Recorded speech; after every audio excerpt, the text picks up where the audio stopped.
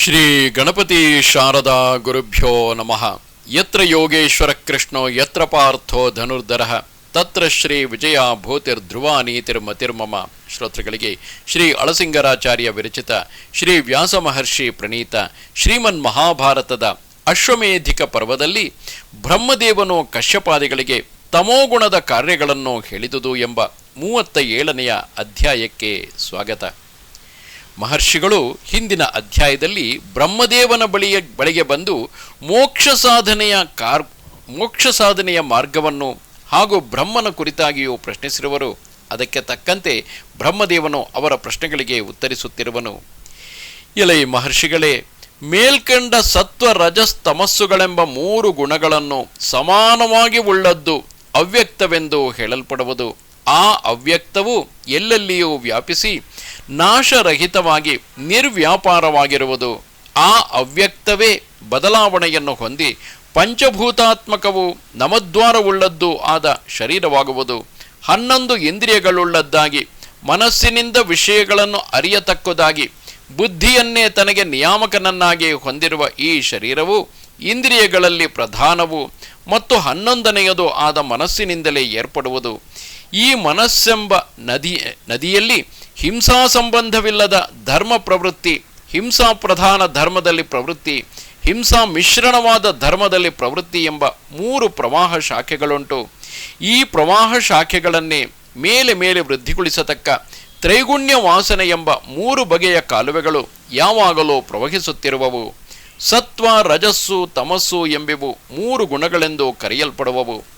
ಈ 3 ಗುಣಗಳು ಒಂದರೊಡನೊಂದು ಕಲೆತಿರುವವು, ಒಂದಕ್ಕೊಂದು ಪೋಷಕವಾಗಿರುವವು, ಒಂದಕ್ಕೊಂದು ಆಧಾರವಾಗಿರುವವು, ಒಂದನ್ನೊಂದು ಅನುಸರಿಸುವವು, ಒಂದರೊಡನೊಂದು ಮಿಶ್ರವಾಗಿಯೇ ಇರುವವು.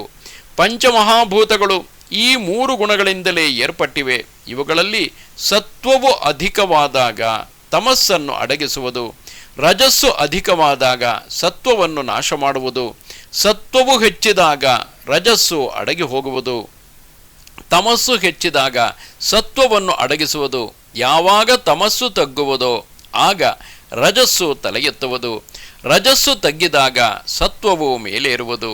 ಓ ಮಹರ್ಷಿಗಳೇ, ತಮಸ್ಸನ್ನು ಅಂಧಕಾರವನ್ನಾಗಿಯೂ ಬೇರೆ 2 ಗುಣಗಳೊಡನೆ ಸೇರಿದ್ದಾಗಿ ತ್ರಿಗುಣಾತ್ಮಕವಾಗಿ ಅದೇ ಮೋಹವೆಂಬ ಹೆಸರುಳ್ಳದ್ದನ್ನಾಗಿಯೂ ತಿಳಿಯಬೇಕು.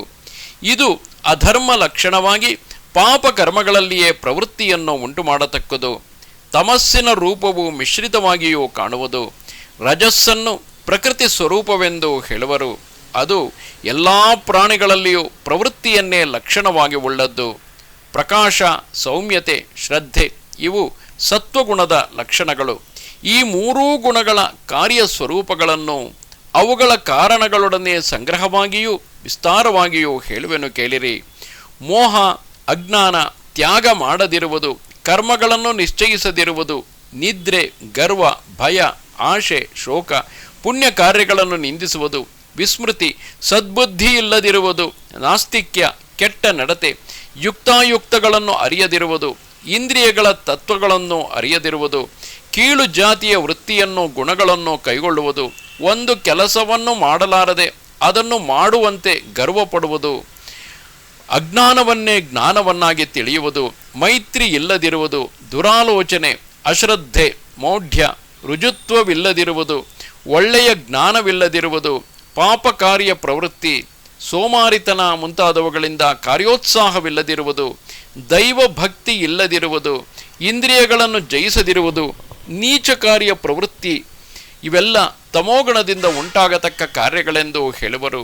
ಇದರಂತೆಯೇ ಇನ್ನೂ ನಿಷಿದ್ಧವಾದ ಮನೋಭಾವಗಳೆಲ್ಲ ತಮೋಗುಣ ಕಾರ್ಯಗಳೇ.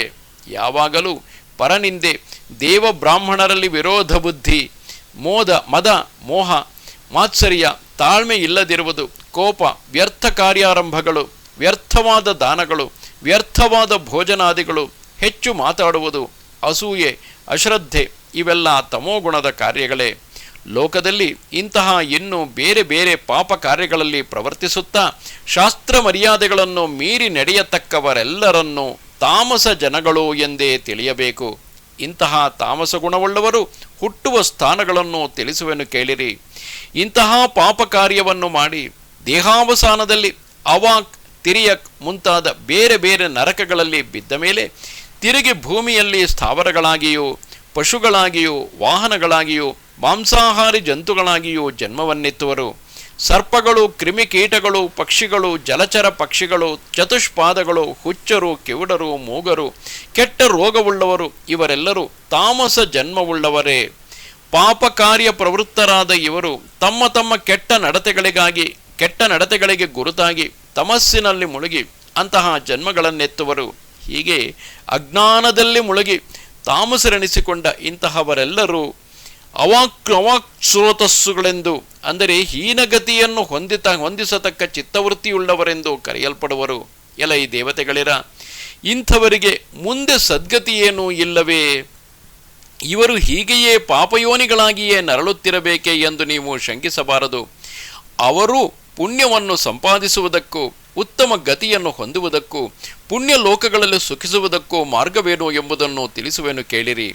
ಇದನ್ನು ವೇದವೇ ವಿಧಿಸಿರುವುದು. ಹೇಗೆಂದರೆ, ನೀಚ ಜನ್ಮದಲ್ಲಿ ಹುಟ್ಟಿ ಕಷ್ಟವನ್ನು ಅನುಭವಿಸುತ್ತಿರುವವರು ಸ್ವಕರ್ಮ ನಿರತರು ಶ್ರೇಯಕಾಮಿಗಳು ಆದ ಬ್ರಾಹ್ಮಣರ ಕರ್ಮಗಳಲ್ಲಿ ಸಂಬಂಧಪಟ್ಟರೆ ಆ ಸಂಸ್ಕಾರ ಬಲದಿಂದ ಮುಂದೆ ಉತ್ತಮ ಜನ್ಮವನ್ನು ಪಡೆದು ಆಮೇಲೆ ತಾವೇ ಪುಣ್ಯಕರ್ಮಗಳಲ್ಲಿ ಪ್ರವರ್ತಿಸಿ ಕೊನೆಗೆ ಸ್ವರ್ಗದಲ್ಲಿ ದೇವತೆಗಳ ಸಾಲೋಕ್ಯವನ್ನು ಪಡೆಯುವರೆಂದು ವೇದದಲ್ಲಿ ಹೇಳಿದೆ. ಇದರಿಂದ ಹೀನ ಜನ್ಮದಲ್ಲಿ ಜನಿಸಿದವರು ಕೊನೆಗೆ ಸ್ವಕರ್ಮಗಳಲ್ಲಿ ಎಚ್ಚರಿಕೆಗೊಂಡು ತಿರುಗಿ ಉತ್ತಮ ಜನ್ಮದಲ್ಲಿ ಮನುಷ್ಯರಾಗಿ ಹುಟ್ಟುವರು. ಆದರೆ ಇಂತಹವರಿಗೆ ಒಂದೇ ಕಾಲದಲ್ಲಿ ಅತ್ಯುತ್ತಮ ಜನ್ಮವು ಲಭಿಸಲಾರದು. ಮುಂದಿನ ಜನ್ಮಗಳಲ್ಲಿ ಕ್ರಮವಾಗಿ ಚಂಡಾಲರು, ಮೂಕರು, ತಿಕ್ಕಲುಳ್ಳವರು ಹೀಗೆ ಮೇಲಿನ ಉತ್ತಮ ಜನ್ಮಗಳನ್ನು ಪಡೆಯುತ್ತಾ ಶೂದ್ರಾದಿ ಜನ್ಮಗಳನ್ನೆಲ್ಲ ಕಳೆದ ಮೇಲೆ ಉತ್ತಮ ವರ್ಣದಲ್ಲಿ ಹುಟ್ಟುವರು. ತಮೋಗುಣ ಪ್ರವಾಹದ ಮಧ್ಯದಲ್ಲಿ ಕೋಪಾದಿ ದುರ್ಗುಣಗಳೆಲ್ಲ ಅಂಥವರನ್ನು ಕೆಡಿಸುವುದಕ್ಕೆ ಬರುವವು. ಕಾಮ ಮೊದಲಾದ ವಿಷಯಾಸಕ್ತಿಯೆಲ್ಲ ಮಹಾಮೋಹವೆಂದೇ ಎಣಿಸಲ್ಪಡುವುದು. ಋಷಿಗಳು, ಜ್ಞಾನಿಗಳು, ವೇದವಿತ್ತುಗಳು, ದೇವತೆಗಳು ಇವರೆಲ್ಲರೂ ಕೂಡ ಸುಖಾಭಿಲಾಷೆಯಿಂದ ಈ ಮೋಹದಲ್ಲಿ ಬೀಳುವುದುಂಟು. ಇದರಲ್ಲಿ ತಮಸ್ಸು, ಮೋಹ, ಮಹಾಮೋಹ, ತಾಮಿಸ್ರ, ಅಂಧತಾಮಿಸ್ರವೆಂಬ ಪರ್ಯಾಯ ಭೇದಗಳುಂಟು. ಅಂಧತಾಮಿಸ್ರವೆಂಬುದು ಮರಣವೆಂದು, ತಾಮಿಸ್ರವೆಂಬುದು ಕ್ರೋಧವೆಂದು ಹೇಳಲ್ಪಡುವುದು. ಜನ್ಮದಿಂದಲೂ ವರ್ಣದಿಂದಲೂ ಗುಣದಿಂದಲೂ ಗುರುತಿಸಲ್ಪಡುವ ಈ ತಮೋಗುಣದ ಲಕ್ಷಣಗಳನ್ನೆಲ್ಲ ನಿಮಗೆ ಯಥಾವತ್ತಾಗಿ ತಿಳಿಸಿದನು. ಆದರೆ ಇದನ್ನೆಲ್ಲ ಚೆನ್ನಾಗಿ ತಿಳಿಯಬಲ್ಲವರು, ವಿಮರ್ಶಿಸಬಲ್ಲವರು ವಿರಳರೇ. ತತ್ವವನ್ನು ತಿಳಿಯದೆ ಅತತ್ವವನ್ನೇ ತತ್ವವನ್ನಾಗಿ ಭಾವಿಸುವುದು ತಮೋಗುಣದ ಲಕ್ಷಣವೇ. ಎಲೈ ದೇವತೆಗಳಿರ, ನಿಮಗೆ ಹಲವು ಬಗೆಯ ತಮೋಗುಣಗಳನ್ನೆಲ್ಲ ಹೇಳಿದೆನು. ಆ ತಮಸ್ಸಿನಲ್ಲಿಯೇ ಕಂಡುಬರುವ ನೀಚ ಉಚ್ಚ ಭೇದಗಳನ್ನು ತಿಳಿಸಿದನು. ಈ ಗುಣಗಳ ಸ್ವರೂಪವನ್ನು ತಿಳಿದವನು ಕೂಡ ಆ ತಮೋಗುಣಗಳಿಂದ ಬಿಡಲ್ಪಡುವನು. ಇದು ಶ್ರೀಮನ್ ಮಹಾಭಾರತದ ಅಶ್ವಮೇಧಿಕ ಪರ್ವದಲ್ಲಿ 37ನೆಯ ಅಧ್ಯಾಯವು. ನಮಸ್ತೆ ಶಾರದೆ ದೇವಿ ಕಾಶ್ಮೀರ ಪುರವಾಸಿನಿ ತ್ವಾಮಹಂ ಪ್ರಾರ್ಥಯೇ ನಿತ್ಯಂ ವಿದ್ಯಾದಾನಂಚ ದೇಹಿಮೆ. ನಮಸ್ಕಾರ.